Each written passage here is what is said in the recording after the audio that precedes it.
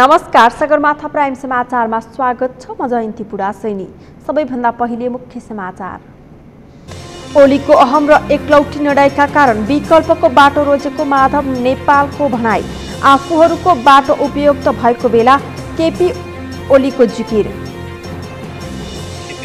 कांग्रेस भित्रको क्रियाशील सदस्यता विवाद अझै टुङ्गिन सकेन। सभापति देउवाले मन लाग्दी गरेर तानाशाह बन्न खोजेको नेता श्रीको आरोप। काभ्रेको विभिन्न स्थानमा मृगौला तस्करहरूको बिगबिगी बढ्यो। 120 देखि 178 जनासम्मले मृगौला बेचेको तथ्याङ्क सार्वजनिक। अफगानिस्तानमा सुरक्षाको खतरा बढेको अमेरिकी र बेलायतको भनाई। आफ्ना नागरिकहरूलाई काबुल विमानस्थल नजान अनुरोध। र नेपाली महिला राष्ट्रिय फुटबल टोली एएफसी महिला एसियन कपको तयारीमा। बलिया प्रतिद्वन्दी भए पनि राम्रो नतिजाका लागि खेल्ने लक्ष्य।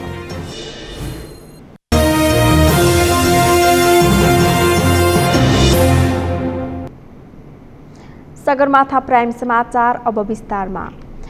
एमालेबाट अलगिएर नयाँ पार्टी नेकपा एकीकृत समाजवादी गठन गरेका माधव कुमार नेपालले अब कम्युनिस्ट आन्दोलनलाई उचाइमा पुर्याउने उद्घोष गरेका छन्।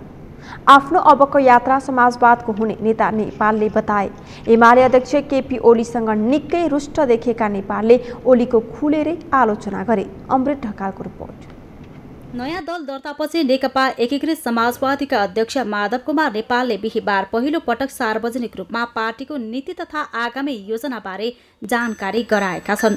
काठमाडौँको बुद्धनगरमा पत्रकार सम्मेलन गर्दै नेता नेपालले आफूले नेतृत्व गरेको नेकपा एकीकृत समाजवादीले कम्युनिस्ट आन्दोलनलाई नयाँ उचाइमा पुर्याउने दावी गरे। उनले क्रान्तिकारी विचाराधारका कम्युनिस्टलाई आफ्नो दलमा आउने पनि आह्वान गरे। त्यो दक्षिणपन्थी भाषमा बसिसकेको राष्ट्रियताको सुदृढीकरणको मान्यतालाई तिलाञ्जली दिइसकेको, जनताप्रतिको जिम्मेवारी बोधबाट भागिसकेको, सरकार सञ्चालनमा असफल भइसकेको, पार्टीलाई तहस नहस पार्न उद्धत भइसकेको र एकीकृत भएको नेपाल कम्युनिस्ट पार्टीलाई विभाजित गर्ने काममा अग्रसरता लिएको, विभाजित हुँदाखेरि भोज भतेर गरेर खुसियाली मनाएको अनि नेकपा एमालेलाई पनि विभाजन गर्नका लागि 2077 चैत्र 28 गते कदम चालेको र नेपालको जनताको निर्वाचित संस्था संसद प्रतिनिधि सभा त्यसलाई 77 पौष 5 गते विघटन गरेर प्रतिगामी कदम चालेको र प्रतिगमनको कदम दिशातर्फ अगाडि बढेको र नेपालको इतिहासमा राजनीतिमा एउटै प्रधानमन्त्रीले आफ्नो एउटै कार्यकालमा दुई पटक प्रतिनिधि सभा विघटन गर्ने र प्रतिगामी कदम चाल्ने कीर्तिमान कायम गरेको त्यस्तो व्यक्तिको भ्रमबाट मुक्त भएर नयाँ क्रान्तिकारी धारमा समाहित हुनका लागि म सबैलाई हार्दिक आह्वान गर्न चाहन्छु। नेता नेपालले पार्टीको नीति तथा कार्यदिशाका बारेमा जानकारी गराएका छन्। उनले आफूले नेतृत्व गरेको दलले समाजको यात्रा तय गर्ने बताए। यो क्रान्तिकारी संस्कारयुक्त पार्टी हुनेछ। यो मार्क्सवाद लेनिनवाद प्रति समर्पित हुनेछ। जनताको बहुदलीय जनवादको मूल्य र मान्यतालाई आत्मसात गरेर अगाडि बढ्नेछ। समाजवादको नेपाली मोडेल कस्तो हुनेछ भन्ने त्यो सोच अगाडि सार्नेछ र समाजवादको यात्रामा दृढताका साथ निरन्तर रूपमा अगाडि बढिरहनेछ। यो पार्टी राष्ट्रप्रति समर्पित हुनेछ, जनताप्रति समर्पित हुनेछ र आफ्नो सिद्धान्तप्रति निष्ठावान भएर लागिरहनेछ। नेकपा एमालेमा नेतृत्वको अहमको राजनीति तथा एकलौटी निर्णय गर्ने परिपाटीले विकल्पको यात्रामा हिँड्नु परेको छ। आफूलाई सुरुमा साथ दिने 10 नेताले धोका दिएको भन्दै गुनासो गरे। म आज तपाईलाई जानकारी गराउन चाहन्छु कि अहिले हामीलाई साथ छोडेका कमरेडहरू आफै अगाडि सरेर अनेकौं पार्टीहरू निर्वाचन आयोगमा दर्ता गरेर त्यो पार्टी अहिले पनि जिउँदैछ, प्रमाण साक्षीको रूपमा। नेता नेपालले सरकार सञ्चालनमा प्रधानमन्त्री देउवालाई साथ दिने बताएका छन्। उनले अब आफूहरू पनि चाँडै सरकारमा सहभागी हुने बताए। हामी सरकारमा अवश्य पनि सरकारमा सहभागी हुनेछ। सरकारको एउटा गठबन्धन 5 जुन दल भन्ने गरिन्थ्यो हिजो हिजो भन्दाखेरि गाह्रो थियो, हामी पनि थियौँ त्यहाँ, तर औपचारिक रूपमा भन्न गाह्रो परिरहेको थियो। यस अर्थमा यो 5 दलीय गठबन्धन अगाडि बढ्नेछ। सबै लोकतान्त्रिक वामपन्थी शक्तिसँग सहकार्य गर्ने घोषणा गरेका नेता नेपालले आफ्नो पार्टीमा युवा वर्गलाई प्राथमिकतामा राखेर काम गर्ने बताए। सगरमाथा टेलिभिजनका लागि अमृत ढकालको रिपोर्ट। सत्तारूढ दल नेपाली कांग्रेसमा क्रियाशील सदस्यता सम्बन्धी विवाद अझै साम्य हुन सकेको छैन। नेता प्रकाशमान सिंहको भनाइबाट यो तथ्य पुष्टि हुन्छ। आज मङ्गलादेवी सिंहको 25औं स्मृति दिवसका अवसरमा नेता सिंहले पार्टी सभापति तथा प्रधानमन्त्री शेरबहादुर देउवा तानाशाह बन्न खोजेको आरोप लगाउँदै क्रियाशील सदस्यताको सवालमा मन लाग्दी गरेको आरोप लगाए।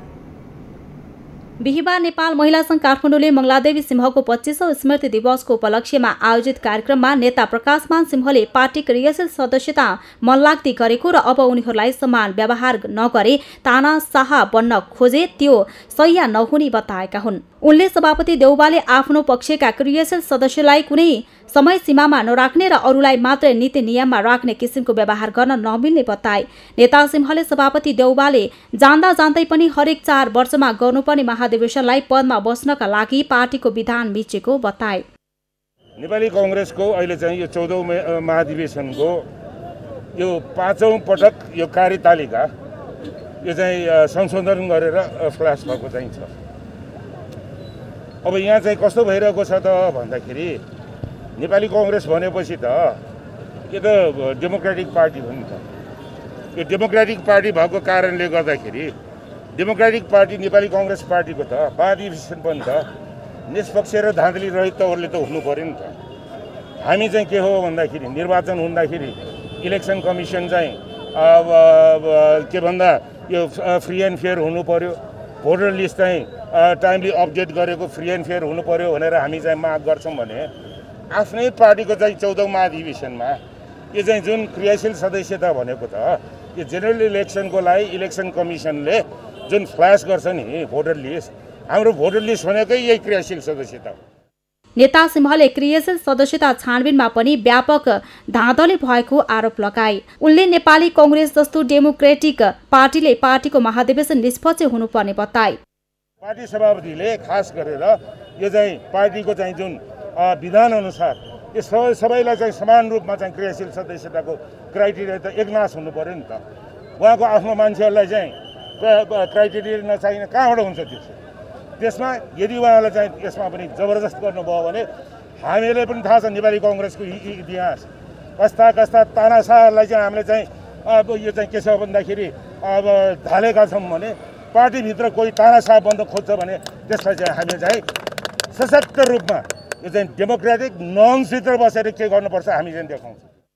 नेता सिंहले आफ्नी आमा तथा महिला हक हित कर्मी स्वर्गीय मङ्गलादेवी सिंहले महिला मुक्ति आन्दोलनमा नेपाली महिलाहरूलाई पुरुष सरह नै अधिकार दिनुपर्छ भनेर लडेको स्मरण गर्दै महिलाहरूले आफ्नो हक हित सुरक्षाका लागि अझै लड्न आवश्यक रहेको बताए। सरकारले दार्चुला जिल्लामा तुइन तर्ने क्रममा बेपत्ता भएका जयसिंह धामीको परिवारलाई 10 लाख रुपैयाँ आर्थिक सहायता दिने निर्णय गरेको छ। आज बसेको मन्त्री परिषद बैठकले दार्चुला जिल्लामा तुइन तर्ने क्रममा महाकाली नदीमा खसेर बेपत्ता भएका दार्चुला जिल्ला व्यास गाउँपालिकाका जयसिंह धामीको परिवारलाई आर्थिक सहायता स्वरूप 10 लाख रुपैयाँ रकम उपलब्ध गराउने निर्णय गरेको सरकारका प्रवक्ता ज्ञानेन्द्र बहादुर कार्कीले बताउनुभयो। बैठकले बुर्तिवाङ पौदी अमराई तमघास सन्धिखर्क गोरुसिङ्गेको 132 केभी प्रसारण लाइन आयोजना अन्तर्गत प्रसारण लाइनको केन्द्र रेखाबाट दायाँ 9 मिटर बायाँ 9 मिटर गरी जग्गा 18 मिटर भित्र पर्ने निजी जग्गा लगायतका अन्य संरचनाहरूलाई क्षतिपूर्ति निर्धारण गर्न गठित समितिमा अध्यक्ष र सदस्य तोक्ने निर्णय पनि गरेको छ। त्यस्तै विश्व स्वास्थ्य खाद्य संगठन दक्षिण पूर्वी एसियाका लागि क्षेत्रीय निर्देशक पदमा नेपालको तर्फबाट बार गंगा कपिल वस्तु निवासी डाक्टर शम्भु प्रसाद आचार्यको उम्मेदवारीका लागि मनोनयन गर्ने पनि मन्त्री परिषदले निर्णय गरेको छ। मन्त्री परिषदको बैठकले हैजा खोपको क्लिनिकल ट्रायल गर्न अनुमति प्रदान गर्ने निर्णय गरेको छ। त्यस्तै राष्ट्रिय योजना आयोगको सदस्य पदमा पुष्परमण वाग्ले र सलोनी प्रधान सिंहलाई नियुक्त गर्ने निर्णय गरेको छ भने नेपाल कानुन आयोगको अध्यक्ष पदमा पूर्व मुख्य न्यायाधीश जागेश्वर सुवेदीलाई नियुक्ति गर्ने निर्णय भएको सरकारका प्रवक्ता कार्कीले जानकारी दिनुभयो।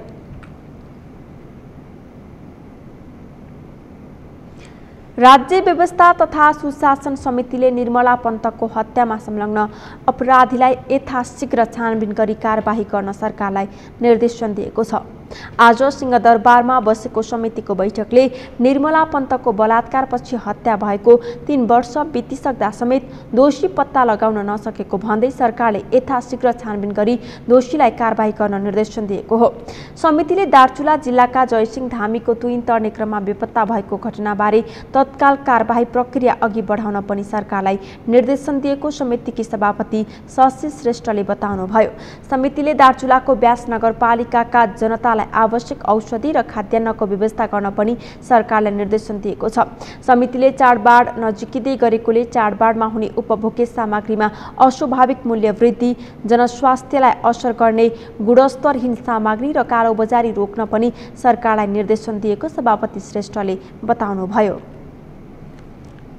वर्ष बितिसक्दा पनि हालसम्म उक्त घटनाको सत्य तथ्य बाहिर आउन नसक्नु दुःखद कुरा हो। तसर्थ तत्काल सत्य तथ्यका आधारमा उक्त घटनामा संलग्न अपराधीलाई यथाशीघ्र सार्वजनिक गरी हदैसम्मको कानुनी कारबाही गर्ने, चाडबाडका समयमा अत्यधिक उपभोग हुने दैनिक उपभोग्य सामग्रीको अस्वाभाविक मूल्य वृद्धि, कालोबजारी तथा जनस्वास्थ्यलाई खेलवाड गर्ने मानवता विरोधी जघन्य अपराधको रूपमा रहेको गुणस्तरहीन खाद्य सामग्री एवं म्याद सकिएका अखाद्य वस्तुहरू रिलेबलिङ गरेर बिक्री वितरण गर्ने लगायतका गैर कानुनी एवं आपराधिक कार्यहरू नियन्त्रण र नियमन गर्न अन्य सरकारी निकायहरूसँगको समन्वयमा बजार अनुगमन गरी छानबिनका क्रममा दोषी ठहरिएकाहरूलाई कडा भन्दा कडा कारबाही गर्ने आवश्यक पर्यो भनेदेखि कानुनी संशोधनको बाटो पनि लिनुपर्ने हुन्छ। समितिले हिंसा, बलात्कार र हत्याका घटनाहरू बढिरहेकाले यसलाई नियन्त्रण गर्न र अपराधीलाई कडा कारबाही गर्न सरकारलाई निर्देशन दिएको छ।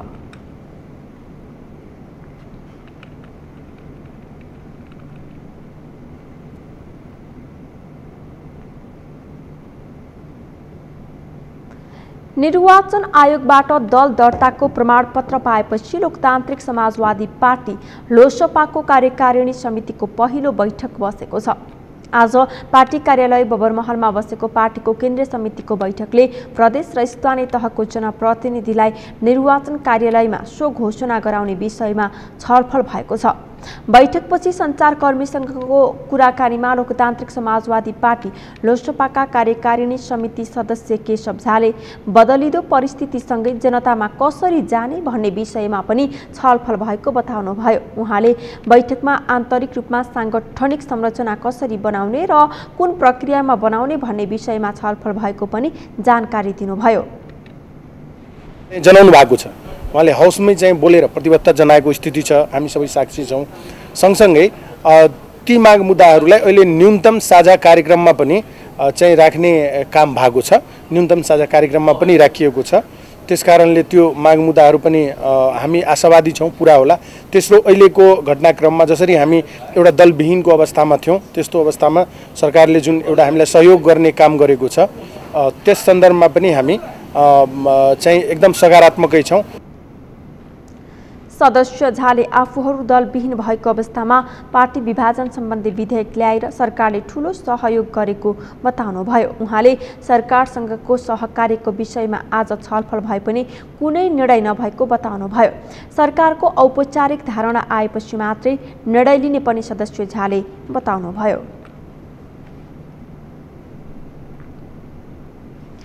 प्रदेश 1 का मुख्यमन्त्री भीम आचार्यले पद तथा गोपनीयताको शपथ लिनुभएको छ।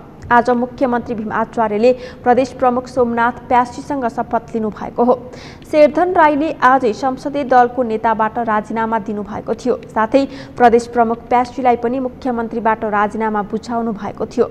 आचार्यलाई आजै एमाले संसदीय दलको नेतामा चयन गरेको थियो। संसदीय दलको नेता बने लगत्तै मुख्यमन्त्रीमा नियुक्त हुनुभएका आचार्यले शपथ पनि लिनुभएको हो।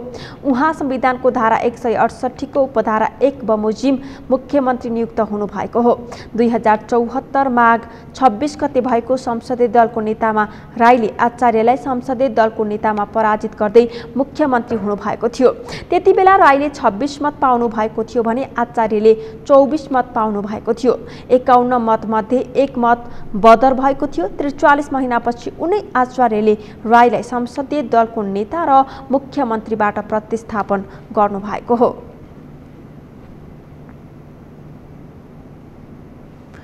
जनवादी गायक तथा संगीतकार जेबी टुहुरेको बिहिबार असामयिक निधन भएको छ।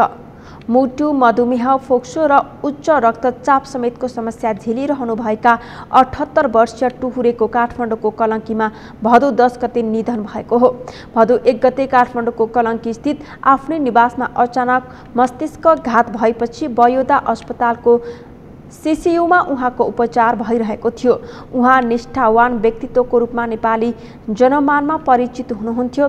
उहाँको पार्थिव शरीरमा अन्तिम श्रद्धाञ्जलीका लागि आज दिउँसो पार्टी कार्यालय पेरिस डाँडामा राखिएको थियो। उहाँलाई अन्तिम श्रद्धाञ्जली दिन नेकपा माओवादी केन्द्रका नेताहरू नारायण काजी श्रेष्ठ, कृष्णबहादुर महरा लगायतका नेताहरू पेरिस डाँडा पुगेका थिए। नेताद्वयले पार्टीको झण्डा उडाएर टुहुरेलाई सम्मानपूर्ण श्रद्धाञ्जली अर्पण गर्नुभएको थियो। पूर्वी नेपालको धरानमा जन्मनुभएका टुहुरेले 2024 सालदेखि गीत रेकर्ड गराउन सुरु गर्नुभएको थियो।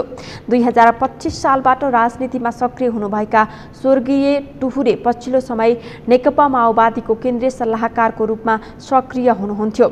आधा शताब्दी भन्दा बढी नेपाली जनवादी सङ्गीत मार्फत जनतामा मुक्ति, स्वतन्त्रता र परिवर्तनको सन्देश दिँदै आउनुभएका वाम लोकतान्त्रिक आन्दोलनका अथक योद्धा हुनुहुन्थ्यो जेबी टुहुरे। उहाँको आमा दिदी बहिनी हो कति बस्छौ दासी भई भन्ने बोलको जागरण गीत अत्यन्तै चर्चित गीत हो। उहाँले गीत सङ्गीतको माध्यमबाट तत्कालीन पञ्चायत विरुद्ध जनतालाई जागृत गराउनुका साथै पछिल्लो लोकतान्त्रिक गणतन्त्र प्राप्तिको आन्दोलनमा समेत अग्रभागमा रहेर उल्लेखनीय भूमिका निर्वाह गर्नुभएको थियो। उहाँ तात्कालीन एकीकृत माओवादीबाट संविधान सभा सदस्य पनि बन्नुभएको थियो। उहाँको आजै साँझ पशुपति आर्यघाटमा अन्तिम संस्कार गरिएको छ।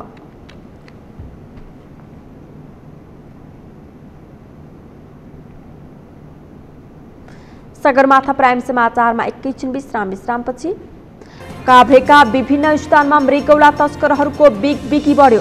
120 देखि 178 जनासम्मले मृगौला बेचेको तथ्याङ्क सार्वजनिक। अफगानिस्तानमा सुरक्षाको खतरा बढेको अमेरिका र बेलायतको भनाई। आफ्ना नागरिकहरूलाई काबुल विमानस्थल नजान अनुरोध। र नेपाली महिला राष्ट्रिय फुटबल टोली एएफसी महिला एसियन कपको तयारीमा।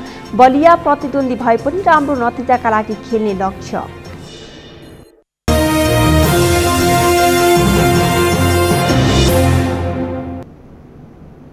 विश्रामपछि पुनः स्वागत छ। अब बाँकी समाचार। काभ्रेको बनेपा नगरपालिका वडा नम्बर 5 बस्ने 28 वर्षीय युवाले आफ्नो मृगौला गुमाएका छन्। आफ्नो दाइको मृगौला बेच्ने तस्करहरूबारे सूचना खोज्ने क्रममा उनीहरूकै जालोमा परेर उनले आफ्नो मृगौला समेत गुमाएका हुन्। प्रदीप भण्डारीको रिपोर्ट। केही समय अघिसम्म किडनी ब्याङ्कको रूपमा बदनाम भएको काभ्रेमा फेरि मृगौला तस्कर सल्पलाउन थालेको पुष्टि भएको छ। द एसिया फाउन्डेसन र विश्व शिक्षाको सहयोगमा जन अधिकार संरक्षण मञ्च पीपीआरले सन् 2014मा गरेको अनुसन्धानले 120 देखि 178 जनासम्मले काभ्रेमा बेचबिखन गरेको भेटिएको थियो। संस्थाले तत्कालीन होक्सी, अनेकोट, पाँचखाल, बालुवा, फुलबारी, ज्याम्सी, जैसीथोक, खरेलथोक, 60 घर, भगवती लगायत 9 गाविसका 242 जनामा अनुसन्धान गरेको थियो। गरिबी, अशिक्षा, लहलही, देखासेकी, महत्वाकांक्षा लगायत कारणले मृगौला बेचबिखन गरेको पाइएको अध्ययनमा उल्लेख छ। मृगौला तस्करीले आफ्नो जालोमा नयाँ माछोको रूपमा 28 वर्षीय एक युवालाई नाम परिवर्तन गरेर दीपक श्रेष्ठ नामको कीर्ति नागरिकता बनाएर काठमाडौँकी एक महिलालाई मृगौला दिएको खुलेको छ। मैले अब दाइको मेन दलालीहरू पत्ता लगाउनको लागि अब जाने हो भनेर भने मैले, अनि उहाँ गएर अब यताबाट रगत जाँच गरेर लिएर यताउति गयो। अनि उता गएर भाग्यमा नभए पनि होइन, 4 दिनसम्म कोठामा चुहुर लाएर तुनेर के उयो तुनेर राख्यो। अनि त्यहाँबाट 4 दिनपछि भागेँ म। अनि भागेर अनि त्यहाँबाट उताको पुलिस चौकीमा गएपछि अनि मलाई नेपाल पठाइदिनु भन्दाखेरि काम गरेर जानुपर्छ भनेर भन्यो। अनि एउटा होटेलमा काम गरेको 15-20 दिन जति बसी होला त्यहाँ। तिनीहरूले पैसा पनि दिएन मधेसीहरूले। अनि त्यहाँबाट मलाई अनि त्यहाँबाट यतापट्टिबाट माइला भन्नेले फर्काएर यो काम गरेर आउने भए आइज, नआउने भए नआइज भनेर भन्यो। अनि त्यहाँबाट जे गरे पनि बाध्यताले गरेर आउनुपर्ने कारणले अनि त्यस्तो भयो। पीडितको जाहेरीका आधारमा इलाका प्रहरी कार्यालय बनेपाले 3 जनालाई पक्राउ गरी अनुसन्धान थालेको डीएसपी हरि खतिवडाले जानकारी दिए। प्रहरीले जुम्लुका 35 वर्षीय राजकुमार भनिने कुमार परियार, उनकै भाइ 33 वर्षीय देवराज भनिने सुरेश परियार र पाँचखालका 31 वर्षीय कुमार परियारलाई बनेपाबाट पक्राउ गरेको हो। उनीहरूले विभिन्न प्रलोभनमा पारेर गिरोह मार्फत पीडितलाई भारतका विभिन्न अस्पताल लैजाने काम गर्दै आएका थिए। पक्राउ परेका मध्ये 2 जना आफैले आफ्नो मृगौला बेचबिखन गरेको पनि खुलेको छ। भगवती थाना तल यो होक्सा भन्ने ठाउँमा रहेछ हामीले हेऱ्यौँ। अझै पनि त्यता केही सूचनाहरू हामीले पाएको छौँ। काभ्रे जिल्लाभरि नै विशेष गरी दक्षिण क्षेत्र र पूर्वी क्षेत्रमा अलिकति त्यो देखाएको छौँ हामीले। र अब यो अनुसन्धानकै क्रममा छ र अझै पनि हामीसँग 20-22 दिन हामीसँग समय छ यसलाई अदालतसम्म बुझाउनु। त्यो क्रममा हामी यो जालोको नजिकैसम्म पुग्छौँ र यो चाहिँ ट्रान्सनेसनल क्राइम हो। यो मृगौलाहरू यो तस्करीहरू गर्ने भनेको हाम्रो देशभन्दा पनि देश बाहिरसम्म पनि यसको जालहरू फैलिएको छ। यसलाई चाहिँ एकदम सङ्गठित अपराध हो। यसलाई अनुसन्धान पनि हामी सङ्गठित हिसाबले पनि गरेका छौँ र पुरानो केसहरू पनि हामीले हेर्ने, पुरानो गिरोहहरूलाई पनि पत्ता लगाउने, उहाँहरूको डाटाहरू निकालेर हामीलाई अलिक संस्थागत हिसाबले हाम्रा अन्य निकायहरू जस्तै मानव विज्ञान ब्युरो छ, इन्टरपोल छ र छिमेकी राष्ट्रका समेत प्रहरीसँग समन्वय गरेर यसलाई हामीले अनुसन्धान गरिरहेका छौँ। कोलकाता स्थित एएमआरआई अस्पतालमा शल्यक्रिया भएपछि उनलाई 6 दिन अस्पताल राखियो। त्यसपश्चात 3 महिना उतै राखियो। गाउँ फर्किएपछि उनले प्रहरीलाई उजुरी गरेका हुन्।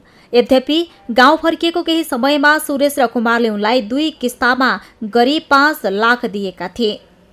दाजुको मृगौला बेचबिखन गर्ने पत्ता लगाउन खोज्दा आफू पनि मृगौला तस्करको फन्दामा परेको उनले परिवारजनलाई बताएका थिए। अपराध के जानकारी गर्नु, यस्तो भयो आमै, अब राम्रो छ, अब यिनीहरूलाई छोडिँदैन हेरी अब भनेर गरेको छ मलाई। म 3 चोटि गएँ, अस्ति सही गर्न गएँ, सही गरेर आएँ। मैले मेरो मुखमा सरस्वती थिएँ, मैले बोलिरहेको छु, बोले अनुसार उनीहरूले कम्प्युटरबाट लेखेका छन्, लेखे अनुसार राखेको छ।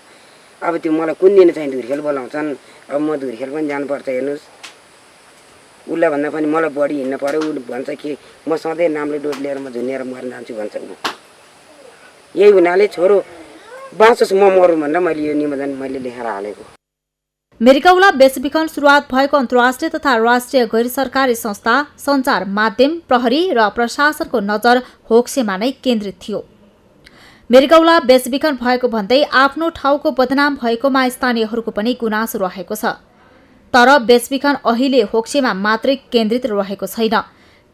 काभ्रेमा बेचबिखन गर्नेको संख्या करिब 200 नागिसकेको अनुमान छ।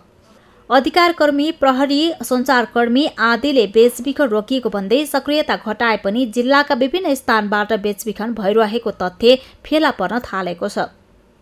यसअघि होक्सेका छिमेकी पाँचखाल, बालुवा, ज्याम्सी, जैसथोक, खरेलथोक, कोसीदेखा, साठीघर, भगवती, फुलबारी, बनेपा लगायत क्षेत्रबाट पनि बेचबिखन हुँदै आएको विभिन्न घटनाक्रमहरूले देखाएको छ। नेपाल सरकारको नीतिगत व्यवस्था गर्नको लागि हामीले हाम्रो तर्फबाट सम्बन्धित ठाउँ कुरो पुर्याउने एउटा पाटो हो। हामीले सङ्घीय सांसदहरूलाई चाहिँ यस्तो खालको कानुन ल्यायो भने चाहिँ मानव अङ्ग चाहिँ यसरी अनैतिक रूपमा गैर कानुनी ढङ्गबाट चाहिँ यस्तो हुन रोक्नुपर्छ, त्यसलाई नीतिगत कुरै ल्याउनुपर्छ भन्ने खालको हामी दबाब सिर्जना गर्छौँ, लबिङ गर्छौँ, कुरो पुर्याउँछौँ। स्थानीय सरकारले गर्न सक्नेका कुराहरू अब त्यो कानुन बनाउनेसम्म अधिकार स्थानीय सरकारलाई छ, तर यो बारेमा छैन हामी पनि बुझ्छौँ नि त। अब कानुन बनाउने अधिकार स्थानीय सरकारलाई छ, तर यो मृगौला प्रत्यारोपण, अङ्ग प्रत्यारोपण कुराहरू, अङ्ग बेचबिखनका कुराहरूलाई चाहिँ कानुनी कुराहरू चाहिँ अब केन्द्रीय सरकार ल्याएको कानुनको आधारमा स्याम्पल एउटा चाहिने हामीलाई पनि कुन खालको कानुन बनाउने हो, त्यसको स्याम्पलको आधार हामीले गर्न मिल्ने नमिल्ने सबै कुराहरू म नगरपालिकाको मेरो उपमेयरज्यू, हाई साहबहरूसँग, हाम्रो वडाज्यूहरूसँग कुराकानी गरेर हामीले मिलेसम्मका कुराहरू चाहिँ नीतिगत व्यवस्था गरेर अगाडि बढाउनको लागि हामी कुरो चलाउँछौँ। मृगौला तस्करीको आरोपमा पक्राउ परेका अधिकांश व्यक्तिहरूले आफ्नो मृगौला समेत बेचेको पाइएको छ। आफ्नो मृगौला बेचेपछि उनीहरूले तस्करहरूसँग मिलेर अन्य व्यक्तिको समेत मृगौला बेच्ने कुकर्ममा लागेको प्रहरी अनुसन्धानबाट खुलेको छ। सगरमाथा टेलिभिजनका लागि काभ्रेबाट प्रदीप भण्डारीको रिपोर्ट। म्याग्दीको रघुगङ्गा गाउँपालिकाको रायखोरमा आज बिहान पहिरो खसेर राहुघाट नदी थुनिएको छ। म्याग्दीको रघुगङ्गा गाउँपालिका वडा नम्बर 6 मा पर्ने रायखोर र मूलपानीको बीचमा रहेको पहिरो खसेर राहुघाट नदी थुनिएको तलाउ बनेको हो। रघुगङ्गा गाउँपालिकाको 6 र 7 नम्बर वडाको गौडा मुनि भन्ने ठाउँको सिमानामा पहिरो खसेको स्थानीय प्रदीप मगरले जानकारी दिनुभयो। करिब 500 मिटर लामो र 50 फिट भन्दा बढी गहिरो तलाउ बनेको उहाँले जानकारी दिनुभयो। मगरका अनुसार त्यस स्थानमा निरन्तर पहिरो खसिरहेको छ। राहुघाट कालीगण्डकी नदीको सहायक नदी हो। नदी थुनिएको ठाउँमा वरपरको जमिन जलमग्न भएको छ। तलाउ भरिएर ओभरफ्लो हुन थालेपछि जोखिम कायमै रहेको मगरले बताउनुभयो। रघुगङ्गा गाउँपालिकाका अध्यक्ष भवबहादुर भण्डारीले नदी थुनिएको खबर पाउने बित्तिकै तटीय क्षेत्रमा सतर्कता अपनाउन अनुरोध गरिएको बताउनुभयो। राहुघाटको तटीय क्षेत्रमा 48.5 मेगावाट क्षमताको अप्पर राहुघाट जलविद्युत आयोजनाको विद्युत गृह, 40 मेगावाट क्षमताको राहुघाट जलविद्युत आयोजनाको बाँध निर्माणाधीन अवस्थामा छन्। बेनी नगरपालिका 9 र रघुगङ्गा गाउँपालिकाको राहुघाटमा आएर राहुघाट नदी कालीगण्डकीमा मिसिन्छ। प्रमुख जिल्ला अधिकारी गणेश बहादुर अधिकारीले सिमखोलामा रहेको सेनाको क्याम्पबाट सुरक्षाकर्मीलाई तलाउ निरीक्षणका लागि पठाएको र तटीय क्षेत्रमा सतर्कता अपनाउन अनुरोध गरेको जानकारी दिनुभयो। नेपालमा कोरोनाका सक्रिय संक्रमितको संख्या 38,384 पुगेको छ। बितेको 24 घण्टामा गरिएको पीसीआर परीक्षणमा 2052 संक्रमित थपिएका छन्। 1929 जनाले कोरोनालाई जितेका छन्। आज थप 26 संक्रमितको मृत्यु भएको स्वास्थ्य तथा जनसङ्ख्या मन्त्रालयले जनाएको छ। एक रिपोर्ट। नेपालमा कोरोना संक्रमण दर बढेसँगै सक्रिय संक्रमितको संख्या बढेको छ। अहिले सक्रिय संक्रमितको संख्या 38,384 पुगेको छ। बितेको 24 घण्टामा गरिएको पीसीआर परीक्षणमा 2052 संक्रमित थपिएका छन्। 1929 जनाले कोरोनालाई जितेका छन्। बिहिबार थप 26 संक्रमितको मृत्यु भएको छ। 24,672 जनाको एन्टिजेन विधिबाट गरिएको परीक्षणमा 381 जनामा कोरोना पुष्टि भएको छ। यो सँगै दुवै विधिबाट गरिएको परीक्षणबाट 2433 जनामा कोरोना भाइरस संक्रमण पुष्टि भएको छ। बिहिबारको परीक्षणमा 16% भन्दा धेरैमा संक्रमण पुष्टि भएको हो। नेपालमा कोरोना संक्रमण पुष्टि हुनेको संख्या 8,36,883 पुगेको छ। पछिल्लो 24 घण्टामा थप 26 जना कोरोना संक्रमितको मृत्यु भएको छ। यो सहित ज्यान गुमाउनेको संख्या 10,638 पुगेको छ। सोही अवधिमा मुलुकका विभिन्न अस्पतालबाट 1,929 जना कोरोना संक्रमण मुक्त भएको स्वास्थ्य मन्त्रालयले जानकारी दिएको छ। मन्त्रालयको तथ्याङ्क अनुसार अहिले मुलुकभर 38,384 जना सक्रिय संक्रमित रहेका छन्। कोरोनाका संक्रमित मध्ये 620 जनाको आइसियु र 165 जनाको भेन्टिलेटरमा उपचार भइरहेको छ। पछिल्लो 24 घण्टामा काठमाडौँ जिल्लामा मात्र 561 संक्रमित थपिएका छन्। पछिल्लो समय कोरोना संक्रमण बढ्दै गएकाले उच्च स्वास्थ्य सतर्कता अपनाउन मन्त्रालयले आम सर्वसाधारणलाई आह्वान समेत गरेको छ। साउनको अन्तिम सातादेखि नेपालमा बालबालिकामा कोरोना संक्रमणको संख्या बढ्दै गएको छ। साउन तेस्रो सातासम्म केही कम देखिएको संक्रमितको संख्या भदौ लागेपछि झन बढेको हो। संक्रमणको दर यही रफ्तारले बढ्दै गए बाल अस्पतालहरूले धान्न नसक्ने विशेषज्ञहरूले चेतावनी दिएका छन्। जीवन राणा भाटको रिपोर्ट। नेपालमा कोरोना भाइरस कोभिड-19 संक्रमणको दोस्रो लहरले बालबालिका पनि प्रभावित हुन थालेका छन्। तेस्रो लहर आउन सक्ने चेतावनी दिइरहेको बेला पछिल्लो एक सातामा दैनिक कोरोना संक्रमित पुष्टि भएका मध्ये करिब 300 जना 18 वर्षभन्दा मुनिका बालबालिका रहेका छन्। दैनिक पुष्टि भएका संक्रमित मध्ये 300 जना बालबालिका देखिन थालेपछि सरकारवालाहरू चिन्तित भएका छन्। साउनमा दैनिक 200 को हाराहारीमा बालबालिकामा कोरोना देखिने गरिएकोमा भदौ लागेसँगै औसत दैनिक वृद्धि 300 पुग्न थालेको तथ्याङ्कले देखाएको छ। हामीले तथ्याङ्कहरू हेऱ्यौँ भने जेठसम्मको तथ्याङ्कहरूमा सङ्क्रमित हुने अथवा मृत्यु हुने सङ्ख्यामा बालबालिकाहरूको सङ्ख्या एकदमै उच्च रहेको थियो, जुन असारमा तुलनात्मक रूपमा केही कम हुँदै गयो, श्रावणमा अझ केही कम भएको जस्तो, असारसम्म अलिकति कम भयो जस्तो देखिए पनि श्रावणमा अलिकति कम भएकोबाट फेरि बिस्तारै उकालो लागेको चाहिँ देखिन्छ। भदौका केही यता पछिल्ला यो हप्तामा हेऱ्यौँ भने पनि त्यो सङ्क्रमणको अलिकति बढी भएको देखिन्छ। तर त्यो बालबालिकामै दैनिक रूपमा सङ्क्रमण पुष्टि भएको सङ्ख्याहरूको तुलना गर्दाखेरि हो। तर समग्र जनसङ्ख्यासँग तुलना गर्दाखेरि सबै उमेर समूहहरू सङ्क्रमणको जोखिममा रहेको देखिन्छ। कोरोना संक्रमणको दोस्रो लहरमा संक्रमित बालबालिकामा ज्वरो आउने, पेट दुख्ने, शरीरमा डाबर देखिने, श्वास प्रश्वासमा समस्या हुने, झाडा पखाला लाग्ने जस्ता लक्षण पाइएको चिकित्सकहरूले बताएका छन्। यस्तो समस्या देखिए तत्कालै परीक्षण गर्न विज्ञहरूले सुझाव दिएका छन्। तर यस्तो अवस्था आउन नदिन, अत्यावश्यक नपरी घर बाहिर हिँडुल गर्न नै नदिन विशेषज्ञहरूले सुझाएका छन्।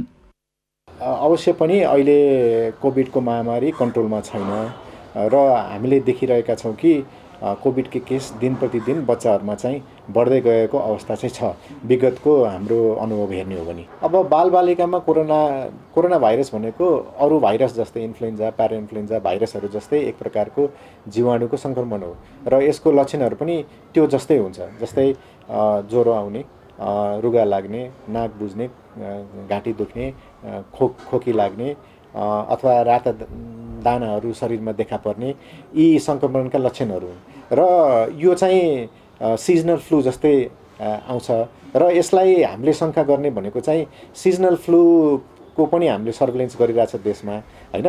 र यो कोरोनाको सङ्क्रमण बढेको अवस्थामा जस्तै हामीले अहिले PCR टेस्ट गरिरहेछौँ, नेजोफेरेन्जियल स्वाबबाट टेस्ट गरेर त्यो टेस्टको रिजल्ट हेरेर वयस्कमा चाहिँ ठुलो मान्छेहरूमा चाहिँ रोगको सङ्क्रमणको अवस्था कस्तो छ त्यो मोनिटर गर्न जरुरी छ। यदि त्यो अवस्था अलि धेरै नै छ भने हामीलाई थाहा हुन्छ कि बच्चाहरूमा पनि अब यो जुन लक्षणहरू देखा परिरहेछन्, जुन ज्वरो आउने, खोकी लाग्ने, घाँटी दुख्ने, होइन, राता दानाहरू आउने, त्यो अवस्थामा चाहिँ उनीहरूलाई पनि टेस्ट गराउनु जरुरी छ। संक्रमण दर बढेपछि भौतिक रूपमा विद्यालयमा पठन पाठन सञ्चालन बन्द भएको महिनौ नागिसकेको छ। अरू बेला विद्यालय गएर भुलिने बालबालिका घरमै रहँदा अभिभावकको समेत निगरानीमा नरहँदा मन लाग्ने ढङ्गले बाहिर निस्किने गरेका छन्। यसै कारण पनि जोखिम बढेको ठानिएको छ। हजुर, अब यो बालबालिकाहरूलाई त्यही भिडभाडमा लिएर हिँड्नु भएन, बिना काम घरबाट बाहिर निस्किनु भएन, होइन? अनि अब बालबालिकाको अभिभावकहरू घरमा सानो बच्चा छ भने परिवारमा सबैजना अलिकति सजग हुनु पर्यो, मास्क लगाएर हिँड्नु पर्यो। अब काम परेर मात्रै बाहिर निस्किनु पर्यो, बिना काममा बाहिर हिँड्नु भएन। अब यदि परिवारमा सङ्क्रमित कोहीलाई देखिहाल्यो भने पनि अब टाढै बस्नु पर्यो, बालबालिकाको छेउमा आउनु भएन। मास्क लगाएर आफ्नै सतर्क रहनुपर्छ, त्यो दूरी अपनाउनु पर्छ, कम्तीमा 1 मिटरको दूरीमा बस्नुपर्छ, मास्क लगाएर हुनुपर्छ, बल्ल गएर हाम्रो आफै सुरक्षा आफै गर्नुपर्छ, अनि गएर ठिक हुन्छ। यताउति जथाभावी हात केही उ गर्नु हुँदैन, सफा साबुन पानीले हात पखाल्नुपर्छ, अनि गएर हामी सुरक्षित हुन सक्छौँ। संक्रमण यही अनुपातमा बढ्दै जाने हो भने बालबालिकाको उपचार व्यवस्थापन कसरी गर्ने भन्नेतर्फ तत्कालै ध्यान दिन जरुरी छ। विद्यालयहरू बन्द छन्, कोरोना संक्रमणको अवस्था हेर्ने हो भने बालबालिकामा उत्तिकै छ। पछिल्लो समय स्वास्थ्य मन्त्रालयले पनि कोरोना संक्रमित बालबालिकाहरूको सङ्ख्या बढ्दै गएको भनेर जनाइसकेको छ। यसरी हेर्ने हो भने अभिभावकको लापरवाहीका कारणले गर्दा कोरोना संक्रमण बालबालिकामा बढ्दै गएको छ। यसतर्फ अभिभावक आम सचेत बन्न जरुरी छ। सगरमाथा टेलिभिजनका लागि क्यामेरामा सुरेन्द्र राउतको साथमा जीवन राणाबाट काठमाडौँ। भारत सरकारले अक्सिजन प्लान्ट हस्तान्तरण गरेको छ। धरान स्थित बीपी कोइराला स्वास्थ्य विज्ञान प्रतिष्ठानका लागि भारतले नेपाल सरकार मार्फत अक्सिजन प्लान्ट उपहार स्वरूप प्रदान गरेको हो। एक रिपोर्ट। बिहिबार स्वास्थ्य मन्त्रालयमा आयोजित एक कार्यक्रमका बीच नेपालका लागि भारतीय राजदूत विनय मोहन क्वात्राले स्वास्थ्य तथा जनसङ्ख्या राज्य मन्त्री उमेश श्रेष्ठलाई भारतीय जनता र सरकारको तर्फबाट नेपाल सरकार मार्फत बीपी कोइराला स्वास्थ्य विज्ञान प्रतिष्ठान धरानका लागि अक्सिजन प्लान्ट हस्तान्तरण गरेका हुन्। अक्सिजन प्लान्ट ग्रहण गर्दै स्वास्थ्य तथा जनसङ्ख्या राज्य मन्त्री उमेश श्रेष्ठले सहयोग उपलब्ध गराएकोमा आभार व्यक्त गरे। उनले भारत सरकारको यस सहयोगले अक्सिजनको अभावलाई पूर्ति गर्ने बताए। भारत सरकारले कोभिड नियन्त्रणका लागि नेपाल सरकारलाई खोप लगायतका अन्य स्वास्थ्य सामग्रीहरू उपलब्ध गराएको उल्लेख गर्दै उनले आगामी दिनमा पनि कोभिडशील्ड खोप उपलब्ध गराउनेमा विश्वास व्यक्त गरे।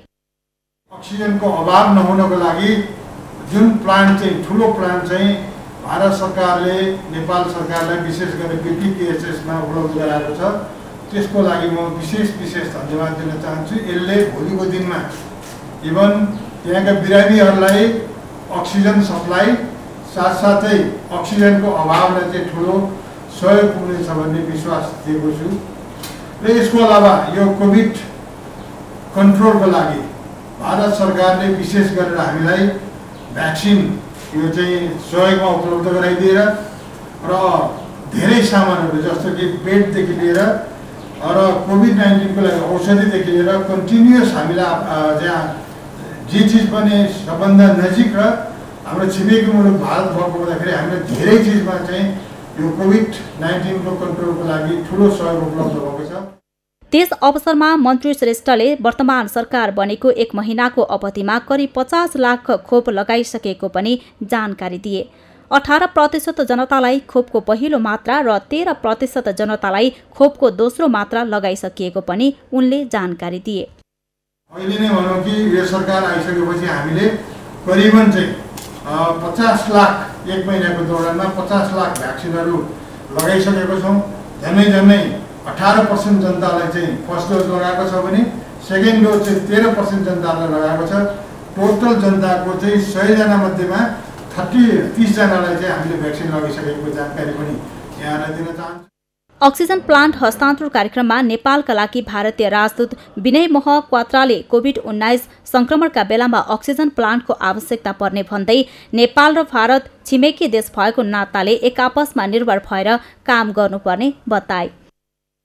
This is the first of its kind, as I said, we are perhaps doing in South Asia, definitely first in Nepal, and we would be very happy to work with the government of Nepal, with the health ministry, with the provincial governments, with the autonomous institutions, to install more and more such plants depending upon their needs and requirements, of course, and in a framework of cooperation which benefits both Nepal and India.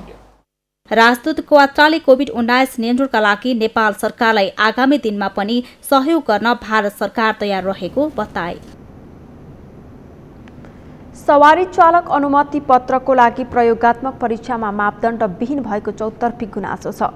यस्तो अवस्थामा झापामा भने सरकारी मापदण्ड सहितको स्थानमा trial centre सारिएको छ।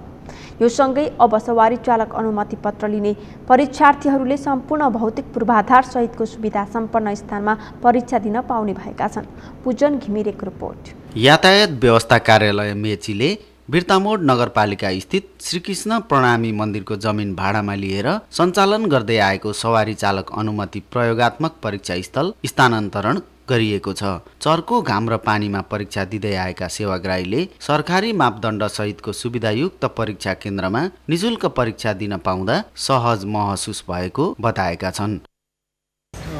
ठिकै लागेको छ, यहाँ राम्रो लागेको छ। वहाँ तल गर्दा चाहिँ धेरै दुःख थियो, अप्ठ्यारो थियो। यहाँ सजिलो भइरहेको छ हामीलाई।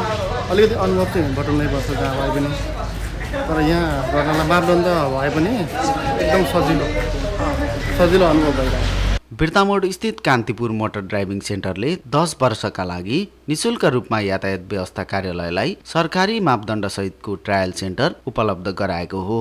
शौचालय, क्यान्टिन, खानेपानी र प्रतीक्षालय सहितको सुविधायुक्त परीक्षा स्थलमा बिहिबार प्रयोगात्मक परीक्षा गरेर सुरु भएको यातायात व्यवस्था कार्यालय मेचीले जनाएको छ। त्यो ट्रायल सेन्टर भन्दा चाहिँ अलिकति थोरै फरक छ। हामी चाहिँ त्यो ट्रायल सेन्टर थोरै मापदण्ड चाहिँ अलिकति नपुगेको अवस्था थियो ट्रायल सेन्टरमा। यो चाहिँ पूर्णतया मापदण्ड पुगेको, अब सुविधा सम्पन्न छ हेर्दाखेरि देखिन्छ होइन। र अर्को कुरो भनेको सरकारको निर्णय अनुसार पनि होइन, अब निजी क्षेत्रलाई दिने भन्ने जुन निर्णय भयो त्यो अनुसार यता आएको हो। र त्यसले गर्दाखेरि यो र त्यो भन्दा नि फरक हुँदैन। निजी क्षेत्रको सरकारले निःशुल्क रूपमा प्रयोग गरेको ट्रायल सेन्टर। आफ्नै सवारी साधन हुनेले परीक्षा दिए बापत कुनै पनि शुल्क तिर्न नपर्ने ड्राइभिङ सेन्टरले जानकारी दिएको छ। विगतमा परीक्षा दिन प्रति परीक्षार्थी 1000 रुपैयाँसम्म तिर्दै आएका परीक्षार्थीले अब भने आफ्नै सवारी साधनबाट निःशुल्क परीक्षा दिन पाउने भएका छन्। पुरानो परीक्षा स्थलको तुलनामा पूर्ण रूपमा मापदण्ड पूरा भएकाले सेवाग्राही र सेवा प्रदायक दुवैलाई सहज हुने जिल्ला ट्राफिक प्रहरी कार्यालय झापाले जनाएको छ। अब पर पनि उपयुक्त नि थियो, तर अहिले सरकारले नयाँ यो प्रयोगात्मक परीक्षाको मापदण्ड तोकेको छ। त्यो अब पुरानो पनि अब थियो, अब रिपेयरिङ गर्नुपर्ने अवस्थाको थियो। त्यो चाहिँ अहिले भर्खरको राज्यले स्वीकृत गरेको ट्रायल मापदण्ड अनुसारकै भएर यो उपयुक्त पनि छ। अब यहाँ चाहिँ अब अलिकति चाहिँ सबै सुविधायुक्त अब जस्तै क्यान्टिनहरू भए, शौचालयहरू भए, चाहिँ अन्य अब पिचहरूका कुरा भए, यी सबै चाहिँले गर्दाखेरि अलिकति यो चाहिँ उपयुक्त देखिएको हामीलाई लागेको छ। 5 महिना अघिबाट रोकिएको सवारी चालक अनुमति पत्रका लागि प्रयोगात्मक परीक्षा दिन मेचीका करिब 10,000 परीक्षार्थी प्रतीक्षारत रहेको यातायात व्यवस्था कार्यालय मेचीले जनाएको छ। सगरमाथा टेलिभिजनका लागि शिशिर चौलगाईका साथमा पूजन झापा। सगरमाथा समाचारमा एकैछिन विश्रामपछि अफगानिस्तानमा सुरक्षाको खतरा बढेको अमेरिका र बेलायतको भनाई। आफ्ना नागरिकहरूलाई काबुल विमानस्थल नजान अनुरोध। र नेपाली महिला राष्ट्रिय फुटबल टोली एएफसी महिला एसियन कपको तयारीमा बलिया प्रतिद्वन्दी भए पनि राम्रो नतिजाका लागि खेल्ने लक्ष्य। अब पालो अर्थ समाचारको। अर्थ समाचारका प्रायोजक हो आफ्नो विश्वास हो त्रिशक्ति सिमेन्ट। टाटा मोटर्सको नेपालका लागि एकमात्र आधिकारिक वितरक सिप्रदी ट्रेनिङ प्रणालीले नेपालमा प्रमुख प्रिमियम एसयुभी नयाँ टाटा सफारीको बिहिबार नेपाली बजारमा सार्वजनिक गरेको छ। 7 सिट क्षमता रहेको गाडीको सुरुवाती मूल्य 81,79,000 तोकिएको छ। आकर्षक एसयुभी रुचाउने ग्राहकहरूलाई नयाँ सफारीले आकर्षित गर्नेछ। सिप्रदीको नेपालभर रहेका टाटा सोरुम मार्फत नयाँ सफारी अवलोकन तथा टेस्ट ड्राइभ गर्न सक्ने कम्पनीले जनाएको छ। ग्राहकहरूलाई आराम र सुरक्षाको साथै उत्कृष्ट कार्यक्षमता प्रदान गर्न टाटा सफारीको डिजाइन गरिएको सिप्रदीले जनाएको छ। 2 लिटरको टर्बोचार्ज काइरोटेक इन्जिन भएको गाडी सहरको बाटो तथा विकट क्षेत्रमा कच्ची सडकहरूमा पनि सजिलै यात्रा गर्न सकिने बताइएको छ। नीलो, सेतो र खरानी रङमा पाइने एसयुभीको XE देखि XZ सम्म 9वटा मोडेलमा उपलब्ध रहेका छन्। अब पालो खेल समाचारको।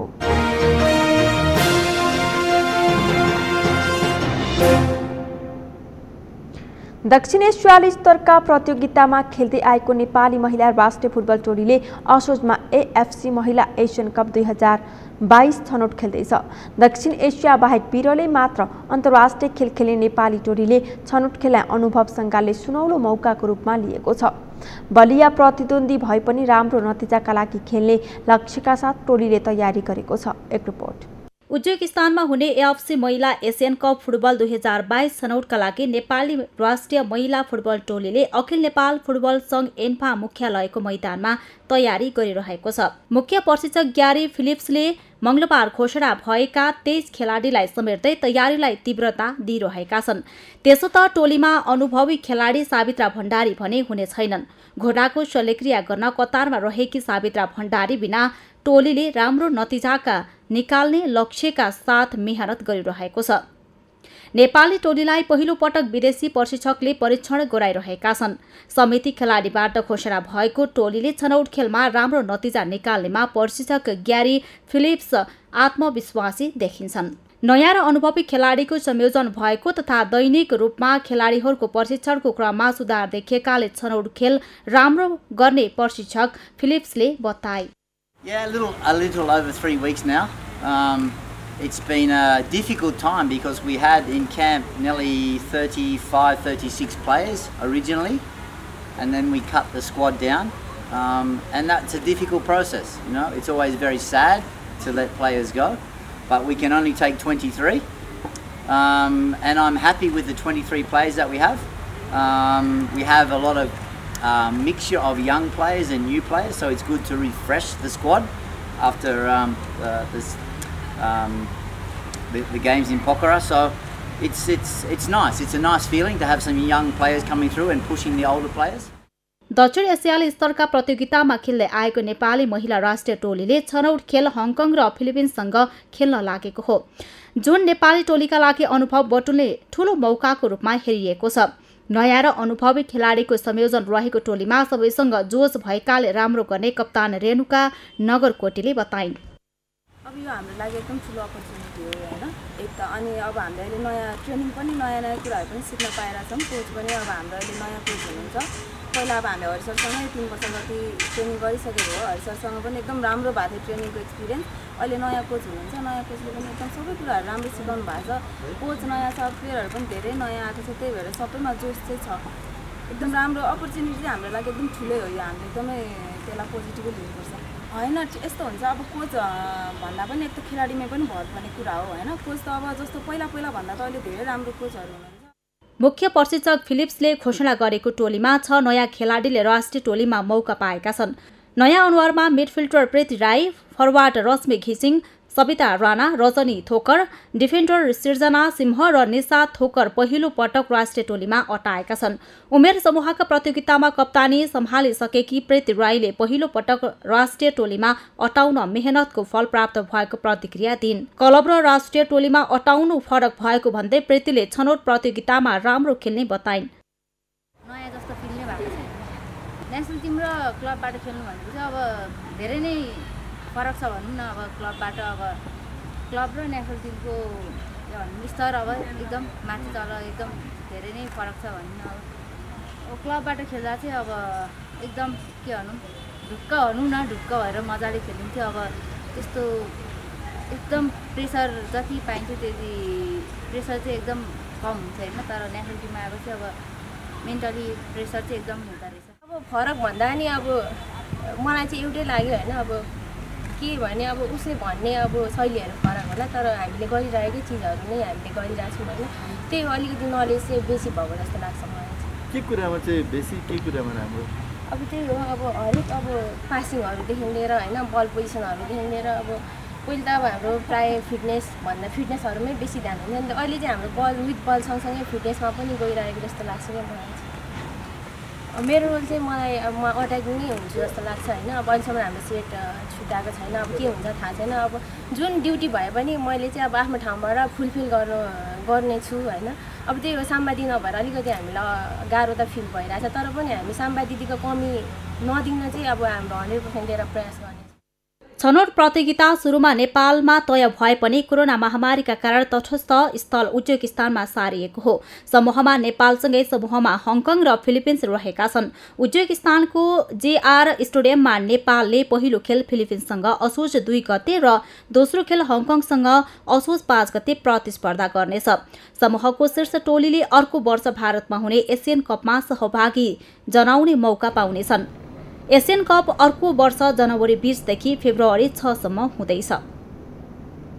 समाचारको अन्त्यमा मुख्य समाचार फेरि एकपटक। ओलीको अहम र एकलौटी निर्णयका कारण विकल्पको बाटो रोजेको माधव नेपालको भनाई। आफूहरूको बाटो उपयुक्त भएको केपी ओलीको जिकिर। कांग्रेस भित्रको क्रियाशील सदस्यता विवाद अझै टुङ्गिन सकेन। सभापति देउवाले मन लाग्दै गरेर तानाशाह बन्न खोजेको नेता सिंहको आरोप। काभ्रेका विभिन्न स्थानमा मृगौला तस्करहरूको बिगबिगी बढ्यो। 120 देखि 178 जनासम्मले मृगौला बेचेको तथ्याङ्क सार्वजनिक। अफगानिस्तानमा सुरक्षाको खतरा बढेको अमेरिका र बेलायतको भनाई।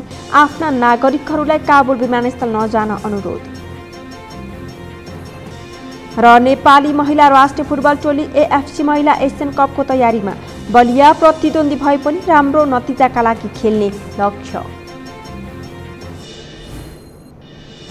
हौस् त सगरमाथा प्राइम समाचार अहिलेलाई सकियो। तपाईँ समाचार बुलेटिनका साथै सगरमाथा टेलिभिजनका सम्पूर्ण कार्यक्रम www सगरमाथा.tv मा पनि पढ्न र हेर्न सक्नुहुनेछ। साथै युट्युबमा youtube.com/सगरमाथा TV नेपालमा हेर्न सक्नुहुनेछ। तपाईँ हामीलाई फेसबुकमा पनि facebook.com/stv नेपालमा फलो गर्न सक्नुहुनेछ। समाचारको शिखर, नेपालको गौरव, नेपालको पहिलो न्युज च्यानल सगरमाथा टेलिभिजन हेर्दै गर्नुहोला। नमस्कार।